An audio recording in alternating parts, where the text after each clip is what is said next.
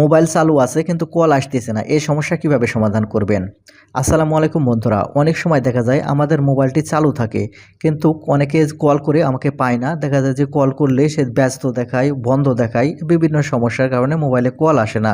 তাই আপনার মোবাইলে যদি কল না আসার সমস্যা থেকে থাকে তাহলে কিভাবে সমাধান করবেন এই ভিডিওটি থেকে আপনারা খুব সহজে জানতে পারবেন।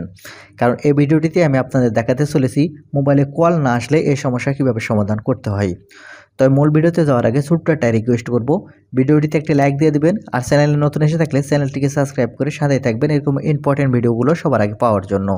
আর ভিডিওটি শেয়ার করে আপনার ফেসবুক টাইমলাইনে রেখে দিতে পারেন, কারণ প্রয়োজনের সময় আপনারা কাজে লাগাতে পারবেন।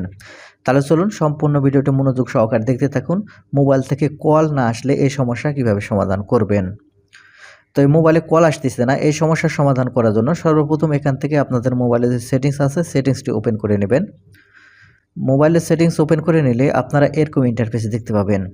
এখন এখান থেকে সর্বপ্রথম আপনারা যে কাজটি করবেন, এখান থেকে নেটওয়ার্ক অ্যান্ড ইন্টারনেট সেটিংস এই অপশানের উপর আপনারা ট্যাপ করবেন। নেটওয়ার্ক অ্যান্ড ইন্টারনেট সেটিংস এই অপশানের উপর ট্যাপ করলে এরকম ইন্টারফেস দেখতে পাবেন। এখন এখান থেকে আপনারা পেয়ে যাবেন সিম কার্ড অ্যান্ড মোবাইল নেটওয়ার্ক। আপনারা এখন এখান থেকে সিম কার্ড অ্যান্ড মোবাইল নেটওয়ার্ক এই অপশানের উপর ট্যাপ করবেন। ট্যাপ করলে এখানে আপনারা নিচের দিকে লক্ষ্য করলে আপনার সিম একটি থাকলে একটি শো করবে আর দুটি থাকলে দুটি শো করবে। আপনারা যে কাজটি করবেন, আপনার যে সিমে কল আসতেছে না সেই সিমটি এখান থেকে সিলেক্ট করে নেবেন। আমি এখান থেকে সিম 2 এটা সিলেক্ট করে নিলাম। আপনারা সিম 2 সিলেক্ট করে নিলে এখানে আপনারা একটু স্ক্রল করে যদি নিচের দিকে আসেন তাহলে আপনারা এখান দেখতে পাবেন প্রিফার্ড নেটওয়ার্ক টাইপ। আপনারা এখান থেকে প্রিফার্ড নেটওয়ার্ক টাইপ এই অপশানের উপর ট্যাপ করবেন। ট্যাপ করলে এখান থেকে দেখতে পাবেন 3G 2G। যদি এখান থেকে 2G বা 3G হয়ে থাকে তাহলে আপনারা কিন্তু কল আসবে না আপনার মোবাইলে। তাই যে কাজটি করতে হবে, এখান থেকে যে 4G দেখতে পাবেন এখান থেকে 4Gটি আপনাকে সিলেক্ট করতে হবে। আমি যে 4G সিলেক্ট করে রেখেছি আপনারা ঠিক এরকমভাবে এখান থেকে 4G সিলেক্ট করে রাখবেন।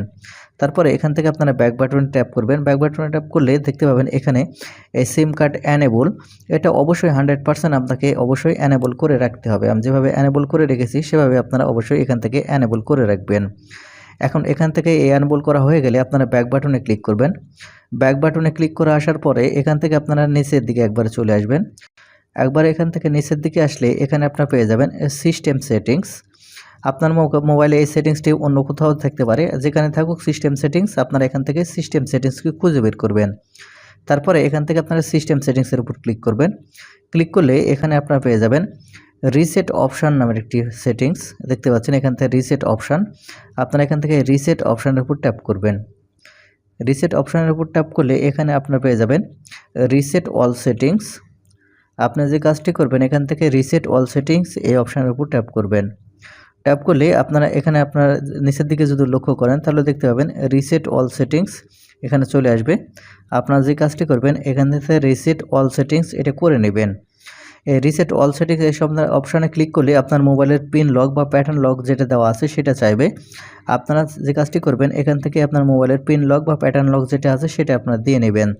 তাহলে যে কাজটি হবে, আপনার মোবাইলে যেই আগের মতো যেরকম ছিল, নতুন যেরকমভাবে আপনার মোবাইলটি কিনে নিয়ে এসেছিলেন ঠিক সেরকমভাবে কিন্তু আপনার মোবাইলটি পেয়ে যাবেন, কারণ এখান থেকে সেটিংস সব রিসেট হয়ে যাবে।